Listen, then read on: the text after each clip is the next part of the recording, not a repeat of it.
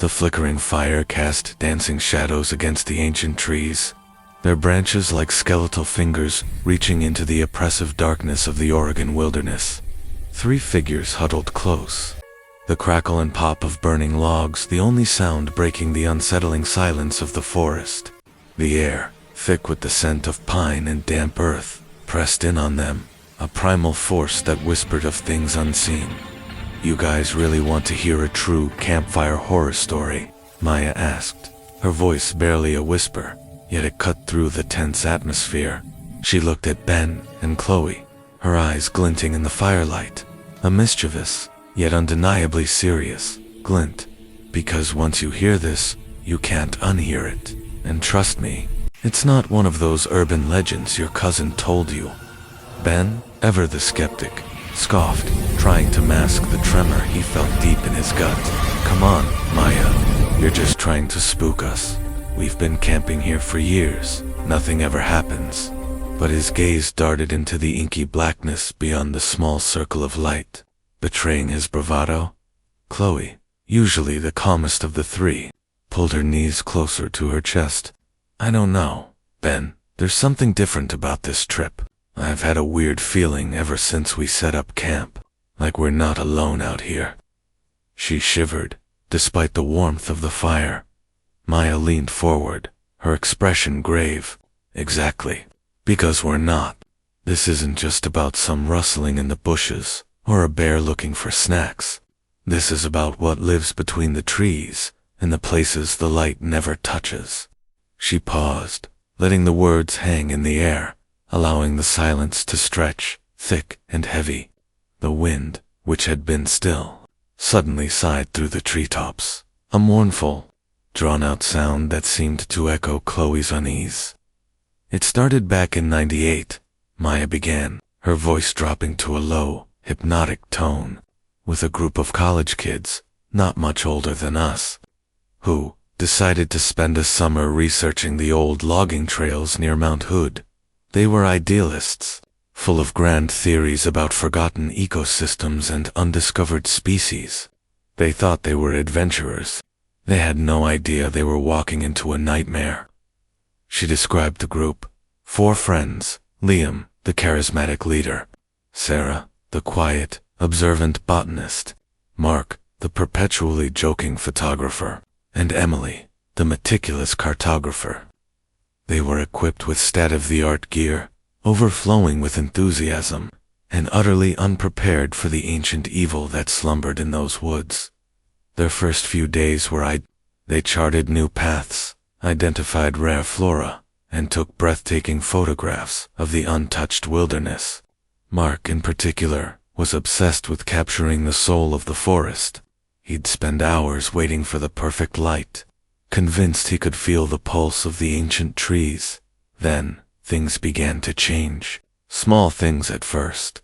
Their compasses would spin wildly, even when they were far from any known magnetic interference. Their GPS units would glitch, showing them miles off course, sometimes even placing them in the middle of a lake that wasn't there. Food supplies, carefully rationed, would inexplicably diminish, not enough to suggest an animal, but enough to cause a creeping sense of unease. One evening, Emily swore she saw movement at the edge of their camp, a tall, gaunt figure, far too thin to be a bear, far too still to be a deer. She dismissed it as a trick of the light, a branch swaying in the wind, but the image lingered, a prickle of dread at the back of her neck. Mark, too, started noticing anomalies in his photos, blurry figures in the background that he couldn't recall seeing, faces in the gnarled bark of trees that seemed to shift when he looked away. He put it down to exhaustion, the play of light and shadow. But he found himself deleting more and more pictures, a growing sense of unease making him hesitant to show them to the others. The turning point came on their 8th day. They stumbled upon an old, abandoned logging cabin, deep in a section of the forest that wasn't on any map. It was overgrown, rotting, and seemed to exude an aura of profound sadness and neglect. Against Emily's better judgment, Liam insisted they investigate. Think of the historical data, he'd exclaimed, his academic curiosity overriding his common sense. Inside, dust motes danced in the shafts of light, filtering through the broken windows.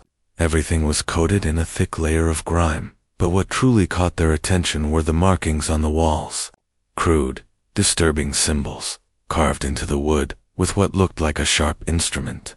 They weren't Native American symbols, nor were they any known language. They were jagged, angular, and seemed to writhe with a silent, menacing energy. Sarah, the botanist, felt an immediate chill that had nothing to do with the temperature. She found herself inexplicably drawn to a small, crudely carved wooden doll, half buried in the dust in a corner. It had no discernible features, just a rough, humanoid shape. As she reached for it, a sudden, sharp pain shot through her hand, as if she'd touched something red-hot. She recoiled, staring at her palm, which now bore a faint, angry red mark. That night, back at their own camp, the atmosphere had shifted irrevocably. The forest no longer felt welcoming. The wind seemed to whisper their names. Unsettling sounds, rustling, scratching, and a low, guttural moan emanated from the darkness just beyond the FIRELIGHT mark. Unable to sleep, decided to take some night photos, hoping to capture the ethereal beauty of the moonlit woods. He ventured a little further than usual, drawn by an inexplicable compulsion. He raised his camera, framing a particularly ancient-looking tree, its branches twisted into grotesque shapes. As he pressed the shutter, a blinding flash erupted, not from his camera, but from the darkness behind the tree. And in that brief, brilliant burst of light, he saw it. It wasn't human. It wasn't animal. It was tall, impossibly thin, its limbs too long, too jointed.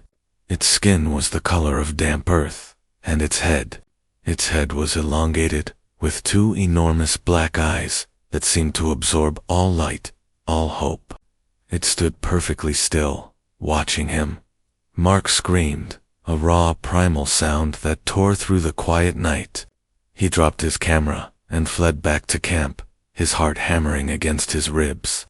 Convinced he was going mad, the others rushed to him, alarm etched on their faces. He tried to explain, tried to articulate the horror he'd witnessed, but the words caught in his throat. He could only point frantically into the darkness, his breath coming in ragged gasps. Liam, trying to maintain a semblance of control, grabbed a flashlight and peered into the woods. "There's nothing there, Mark. You must have seen a shadow, or a deer." But even as he said it, his voice lacked conviction. He too had felt the growing presence in the woods. Emily, ever practical, tried to calm everyone down. "We're all tired. Our imaginations are running wild. Let's just get some sleep. We'll pack up first thing in the morning." But sleep didn't come. The sounds intensified. Footsteps circled their tent, heavy and deliberate, yet strangely silent on the forest floor. They heard faint scratching on the tent fabric, and a low, guttural breathing that seemed to emanate from just outside their nylon barrier. Sarah, paralyzed with fear, clutched the small wooden doll she'd found in the cabin. She didn't know why, but it felt like a strange, cold comfort. A tiny, almost imperceptible warmth began to spread from the doll into her hand. Suddenly, a loud thud echoed from outside their tent, followed by a sickening ripping sound. They froze, terror clamping down on their throats. A moment later, the tent flap was violently torn open. Standing in the opening, silhouetted against the faint moonlight, was the creature Mark had described.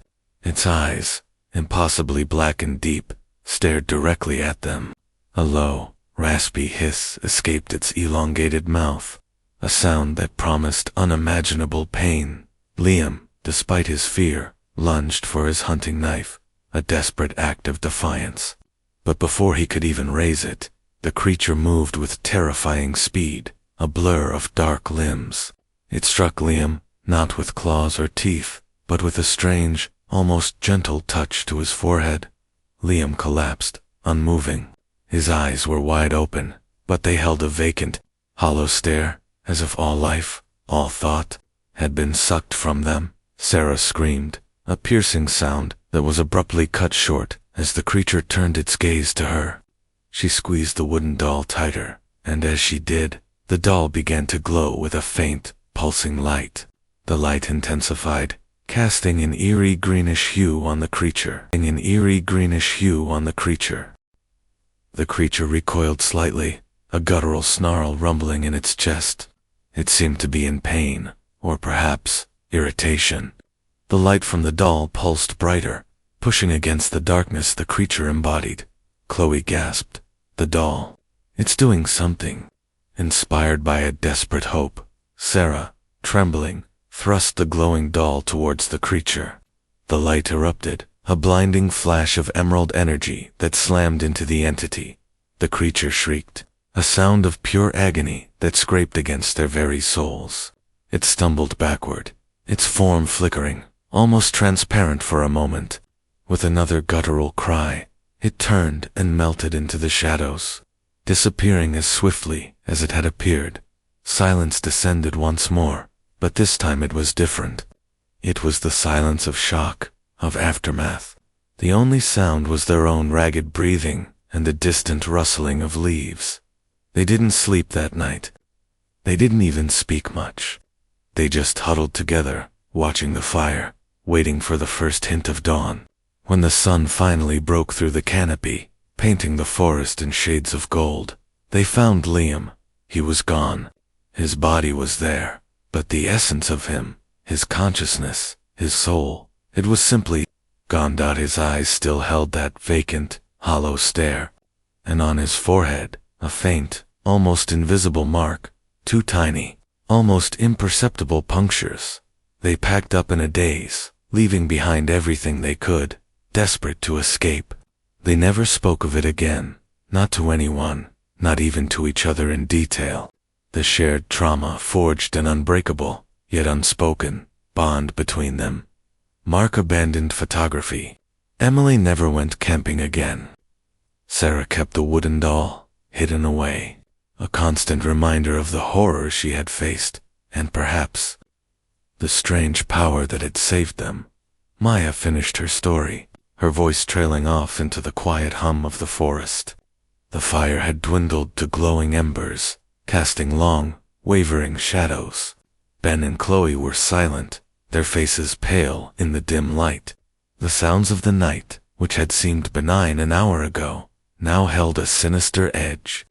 Every rustle, every snap of a twig, sounded like an approaching threat. Ben finally broke the silence, his voice a strained whisper. That's not just a story, is it, Maya? Maya met his gaze, her eyes reflecting the dying embers. No, Ben, it's not. And this forest, it remembers. It always remembers. And sometimes, she paused, her voice dropping to a chilling whisper. Sometimes, what's been here for centuries, it wakes up. A cold gust of wind swept through the camp, extinguishing the last glowing ember, plunging them into absolute darkness. Remember to subscribe to our channel for more true horror stories. Hit that like button if you dare, and share this tale with anyone brave enough to listen. You never know what's lurking in the shadows, waiting for its next audience. The sudden absolute darkness was a living thing, a heavy blanket that smothered the last vestiges of comfort. Ben, Chloe, and Maya sat rigid, their minds reeling from the story, their senses hyper. The faint scent of smoke and pine was now overlaid with something else, a musty, cloying odor, like stagnant water and ancient decay. "We need a light," Chloe whispered, her voice tight with panic. Her hand flailed out, searching for her headlamp, but the darkness was disorienting, pressing in on her eyes, making it impossible to distinguish shape or direction. "It's on the ground beside me," Ben managed, his breathing shallow. He fumbled, finally grasping the familiar plastic casing of his powerful camping lantern. With a trembling thumb, he flicked the switch. The sudden, harsh beam of LED light cut through the night, a blinding, welcome defense. It revealed the three of them pale, wide-eyed, and huddled together, and the immediate, empty space around them. The forest beyond the light remained a solid, impenetrable wall of black. "Okay," Maya said, her voice strained, but regaining a flicker of her usual composure. "It's gone. We're fine. It was just a story, and the wind put out the fire." She repeated the words, trying to convince herself as much as her friends. But Ben's eyes were fixed on the area where the fire had been. "Look." They followed his gaze. The spot where the embers had been was now just cold, dark earth, but surrounding the extinguished fire pit, pressed into the damp soil of their campsite, were footprints. They weren't human. They were long and narrow, with an unnerving three-toed structure, almost like a bird of prey, but immense. The stride length between them was terrifyingly long, indicating a creature of incredible height. More disturbingly, they formed a perfect, unwavering circle around the area where they had been sitting. The creature had walked silently, deliberately, right up to the edge of their light, watching, listening. A fresh wave of terror washed over them. It wasn't the wind. The story wasn't just a story. It was here, Chloe breathed, tears welling in her eyes. While you were telling it, it was right there. Maya swallowed hard, the color draining from her face. "We have to leave. Now, forget packing. We take the tent poles and a few essentials, and we move." The sheer logistics of packing up a campsite in the middle of the night under the threat of an unseen horror were overwhelming. Every movement, every rustle of nylon or clang of metal, sounded like an earthquake in the terrifying silence as they frantically tore down the tent. Folding the canvas haphazardly, they heard it a sound that wasn't a rustle or a snap, but a distinct, mechanical click. It came from the direction of the abandoned log cabin Maya had mentioned in her story.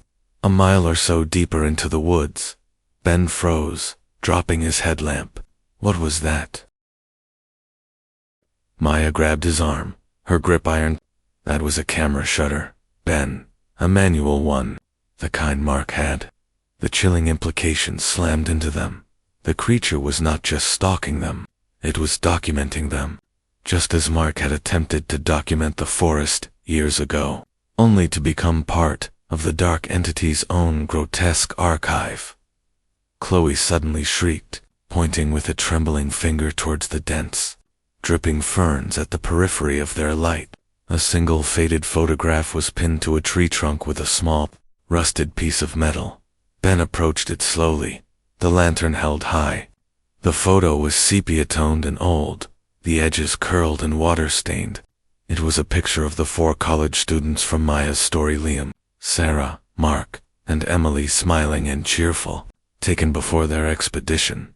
But someone, or something, had taken a thick, black marker and scrawled a single, chilling word across the bottom: "Next," and one face had been circled. Not one of the missing, but one of the survivors, Sarah. The creature hadn't just taken Liam's consciousness, it had marked Sarah for later. And now, it was playing its awful, patient game with them. Maya's eyes were wide with a horrifying realization. The cabin, when they were there, they didn't just stumble upon the symbols. They activated something. That wooden dollet was a focus, a ward. And Sarah took it. If Sarah kept the doll, maybe it's a key, Chloe stammered, frantically searching her own memory of the story. A way to repel it. "We don't have the doll," Ben cried out, his fear boiling over into frustration. "We only have the story, and this thing is getting closer." As if to punctuate his words, a branch snapped nearby, a sound so loud it seemed to shatter the night. This wasn't subtle. This was deliberate. They abandoned their remaining gear and began to run. They didn't take the main trail. Maya, relying on instinct and the sheer, desperate need to escape, plunged into the undergrowth, heading downhill, away from the cabin and the direction of the snapping branch. The forest immediately became a chaotic, hostile environment. Thorny bushes tore at their clothes and skin. Slippery moss and wet rocks threatened to send them tumbling. The beam of Ben's lantern bounced wildly, creating strobe-like flashes of terror. They ran until their lungs burned and their legs ached, until the sheer exhaustion forced them to stumble to a stop beneath a massive, ancient cedar. "We have to catch our breath," Maya wheezed, leaning against the rough bark. The moment they stopped, the terrifying silence returned. It was unnatural, a complete absence of the normal sounds of the night forest. No crickets, no distant owl hoots, no frogs. "It's tracking us," Ben whispered, scanning the trees, his lantern beam shaking. "It's letting us run. It's enjoying the hunt." Then, a sound so faint they almost missed it. A sound that made their blood run cold. A quiet, rhythmic tapping tap-tap. Tap-tap-tap. It was coming from the darkness above them. Slowly, painfully, they raised the lantern beam, suspended from a high branch. Swaying slightly, in a non-existent breeze, were three objects. The first was a small, empty canteen, one they had left at their campsite. The second was Chloe's favorite red bandana, which she had been wearing just an hour ago. The third was a simple, hand-drawn stick figure, a crude, unsettling representation of a person, its head bent at an unnatural angle. The tapping was the canteen gently knocking against the bandana in the breeze. The creature had circled back, collected their abandoned items, and hung them above their current hiding spot, a terrifying mobile announcing, "I know exactly where you are." The stick figure was too much for Chloe. She let out a choked sob and collapsed onto the damp earth. "We need to fight the fear," Maya said, her voice sounding strange and shaky, even to her own ears. "The college kids survived because they found a way to repel it. The light from the doll, it hurt it. But we have no light like that," Ben argued, hopelessness creeping into his voice. "We have a weak camping lantern." "No," Maya insisted, her mind racing, scrambling for a logical thread in the tapestry of supernatural dread. "Think. The creature is ancient. It feeds on consciousness and fear. It's attracted to human energy, to our ambition, our curiosity, our light." She looked at the lantern Ben held. "The lantern is just a physical light, but the doll's light was different. It was described as a pulsing emerald energy, a magical light. What if the doll wasn't just a magical object? What if it was a vessel for a power they brought with them?" "What power?" Chloe asked weakly, pushing herself up. "Their focus, their intention. Liam's leadership, Mark's artistic vision, Emily's precision, and Sarah's connection to the earth." Her botany, Maya theorized, her voice gaining strength. The creature was interested in Sarah's connection. She was observing the life of the forest, the power of growth, the resilience of nature. That life force, channeled through a focus object, was anathema to this thing of death and vacancy. The theory was shaky, desperate, but it offered a path forward. "We need to find something that can hold that intention," Ben said, catching on, his scientist's mind kicking back into gear. Desperate for a procedure, a plan, a focus object. They looked around the base of the massive cedar. The ground was littered with pine needles and decaying wood. Their eyes fell upon a smooth, dark piece of volcanic rock, the size of a fist, partially buried in the soil. It felt cold and dense, a piece of the mountain itself. "The mountain," Maya said, her eyes fixed on the rock. "The foundation, the strength. We channel our will into that." They huddled over the rock, placing their hands on it. "We have to focus on what we are," Maya instructed, her voice a fierce whisper. "We are here. We are conscious. We are alive. We won't be erased. We push back with our life." Ben thought of his future, the life he intended to live, the warmth of the sun, the feeling of clean air in his lungs. Chloe focused on the resilience of the trees around them, the slow, unstoppable power of growth. Maya channeled her own fierce will, a burning rejection of the encroaching vacancy.